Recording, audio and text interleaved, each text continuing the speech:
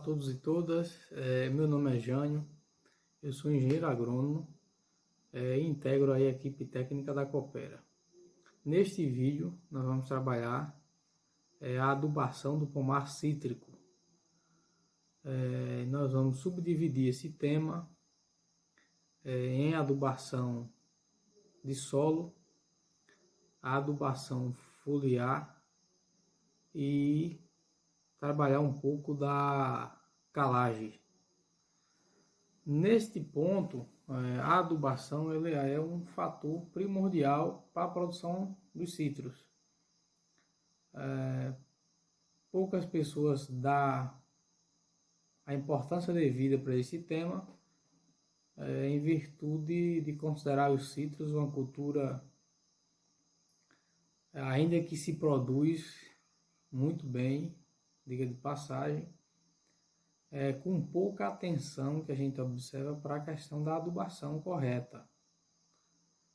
O que a gente está chamando nesse sentido não é apenas a quantidade do adubo em si, mas a forma correta de aplicação, o tipo do adubo correto, e a época também influencia nessa adubação que a gente está chamando a atenção.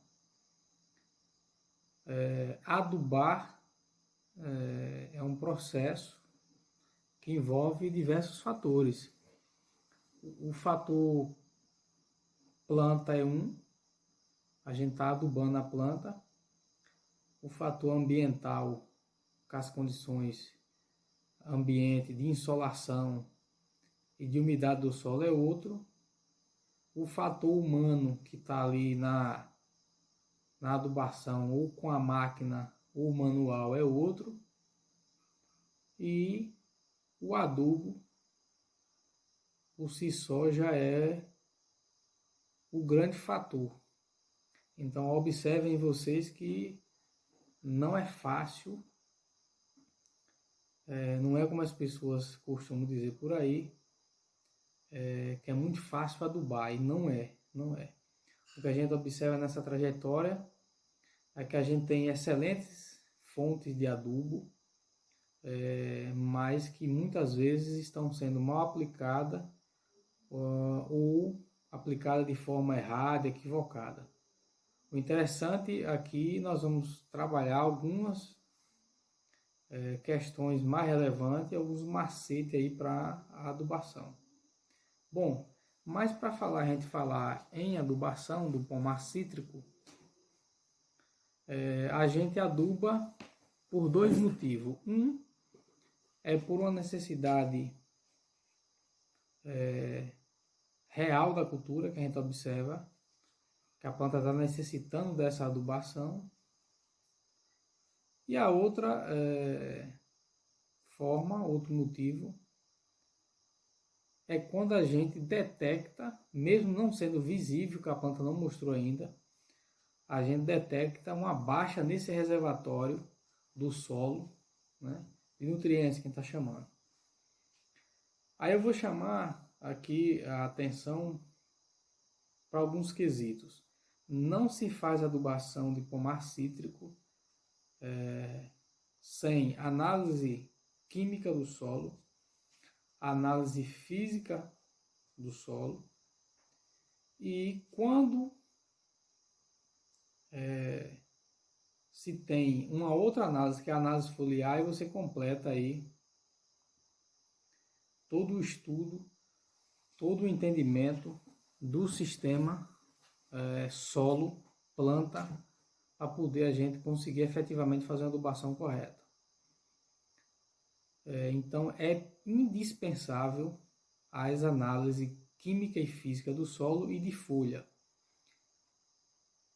Alguns devem estar se perguntando quanto custaria isso, se é muito caro para o agricultor. Na nossa experiência é um valor considerável, né? Mas que pela sua importância em si, a gente consegue tranquilamente diluir isso no custo de produção e ser compensador no final. Porque essas análises nos permite, nós como técnico e o agricultor, fazer alguns parâmetros. O primeiro, identificar fatores de impedimento químico no solo, ou seja, quando esse solo tem elementos que se tornarão tóxicos para as plantas ou já estão tóxicos para as plantas, permite isso. A análise também permite identificar esse reservatório de nutrientes que o solo tem, que está disponível para as plantas, permite identificar o pH daquele solo e, por outro lado, permite uma economia de recursos, economia de dinheiro. Por quê? Se a gente sabe o que é que esse solo tem, o que é que falta nele e o que é que é necessário para poder conseguir atingir essa produtividade que a gente deseja com essa adubação, então fica mais fácil de manusear esses dados para poder conseguir o que a gente quer. Então é a primeira questão. Voltando aí para a questão da interação entre a análise de solo e a adubação como fator determinante, eu não vejo possibilidade hoje de a gente conseguir bons resultados dessa adubação sem essas análises. Infelizmente, a gente continua, em alguns casos eu vejo muito isso, de a gente efetivamente desprezar essa parte, mas é primordial. Falando de adubo, nós temos uma gama de adubos aí comerciais, são os adubos minerais, que a gente tem aí no mercado, popularmente conhecido como adubo químico. E nós temos uma gama de fertilizantes orgânicos.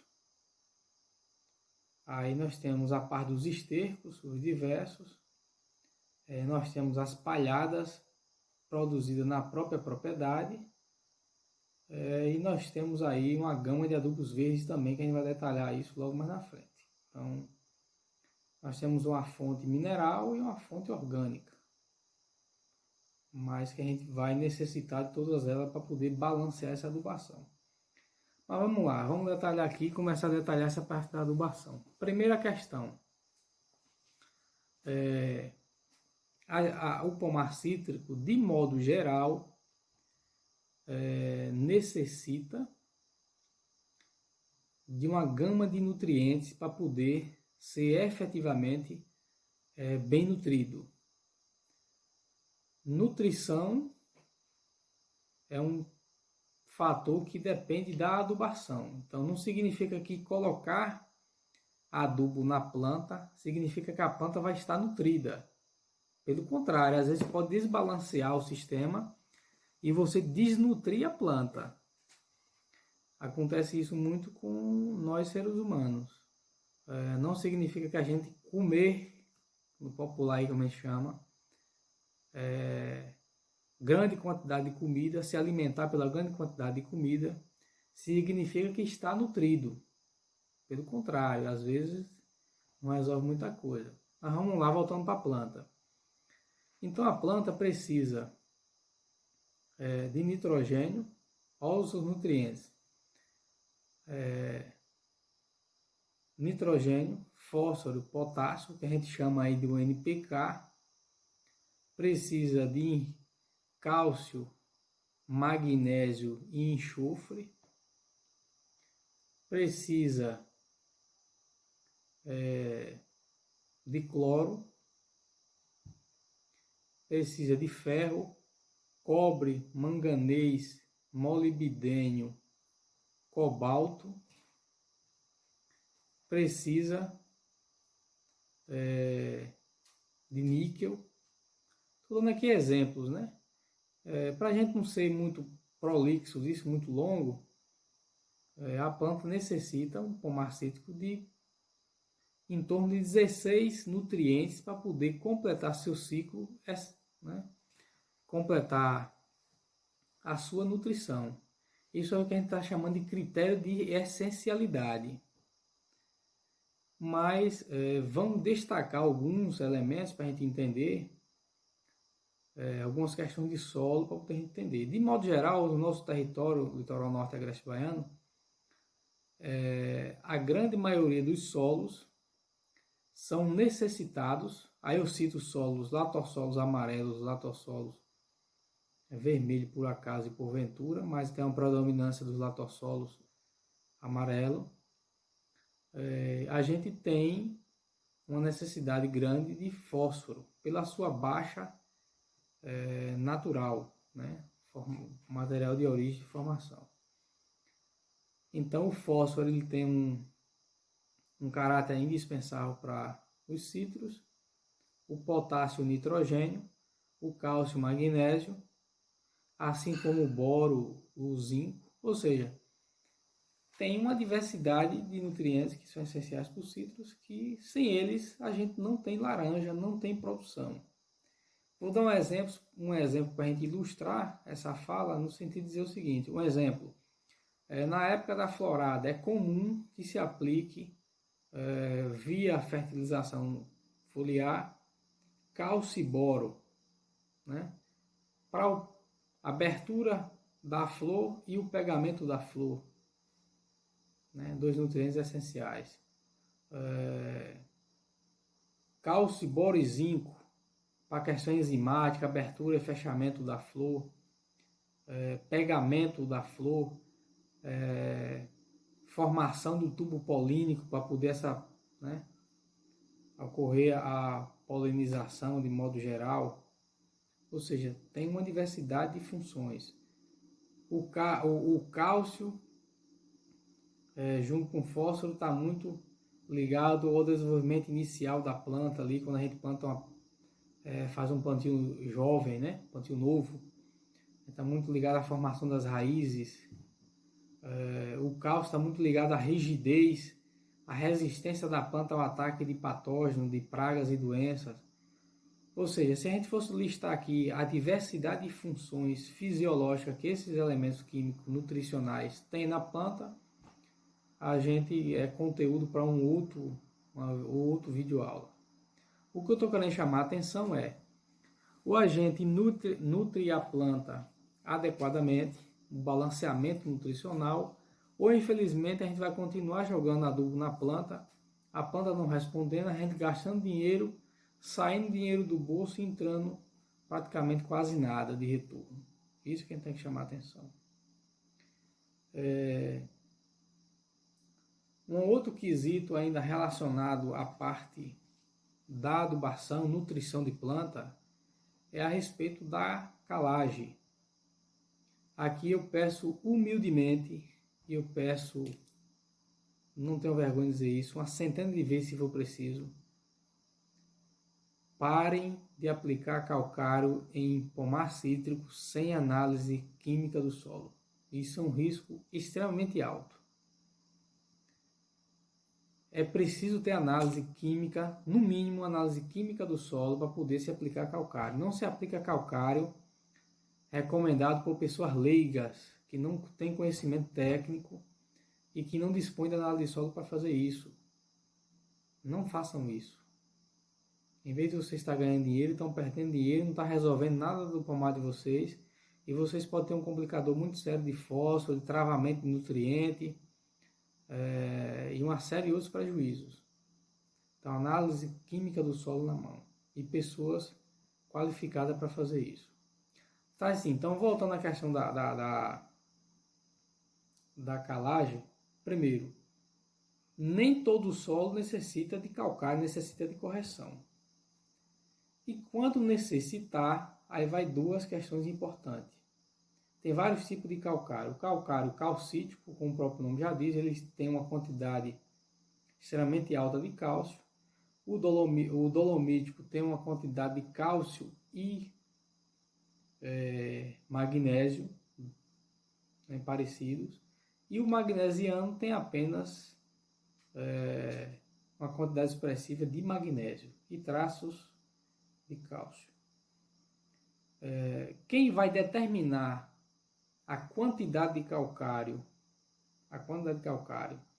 o método de aplicação deste calcário no pomar, a época é análise de solo. O tipo de calcário também está baseado na análise de solo. Quanto menor for o teor de cálcio e magnésio desse solo, maior a necessidade de calcário. Quanto menor é a soma dos elementos básicos daquele solo para a nutrição da planta, maior a necessidade de calcário. Quanto maior é a quantidade de elemento tóxico deste solo, a exemplo do alumínio, maior é a quantidade de calcário. Agora, qual é essa maior quantidade? Quem vai me dizer os valores impressos nessa análise de solo que a gente pega para poder fazer a recomendação de adubação e calagem. Então, o primeiro quesito é esse. O segundo, eu posso utilizar 25% da dose total de calcário de gesso agrícola. Exemplo, se eu tenho uma recomendação de 1.000 quilos, eu posso utilizar 25% de 1.000, vai dar 250 quilos de gesso. Uma explicação para todo mundo entender. O gesso não substitui o calcário e nem o calcário substitui o gesso. Eu vejo várias aberrações aí no campo e vamos ter atenção quanto a isso. Calcário é bicarbonato de cálcio. Eu costumo dizer que é cálcio 2 vezes. O gesso agrícola, ele é sulfato de cálcio, ele tem um radical enxofre. Ele é ligado com um enxofre. Então ele, em efeitos práticos para todo mundo entender, o calcário corrige mais superficialmente o solo, vamos chamar aí até os 30 centímetros de profundidade, e o gesso agrícola, por ter ligado ao enxofre, ter mais permeabilidade química, mais fácil de combinações do que o calcário, ele desce mais fácil no solo. Isso é efeitos práticos que eu estou explicando para todo mundo entender. Isso significa o quê? Quem é que vai determinar essa utilização? Análise química do solo. Vou ser bem chato com análise. Quando eu tenho elementos tóxicos nas camadas profundas, por isso que no pomar, em implantação ou uma vez a cada 3 anos você tem que analisar o solo na camada mais profunda, de preferência de 20 a 40, de 40 a 60. Isso se utiliza o gesso para poder trazer o calcário, o cálcio que está em cima, no sulfato do gesso, o gesso que tem o sulfato de cálcio, descer com esse cálcio, para ele se combinar com esse elemento tóxico, por exemplo, do alumínio, que está na camada superficial. E o calcário corrigiria em cima. Então, para todo mundo entender, é isso. Um não substitui o outro, mas os dois podem ser utilizados na mesma área para poder complementar a correção. Isso eu quero que todo mundo entenda. Como é que faz isso? Isso é trabalho técnico, direto do campo, com essas análises de solo. Cada propriedade não tem tratamento único para a diversidade, para a comunidade. O tratamento é individualizado.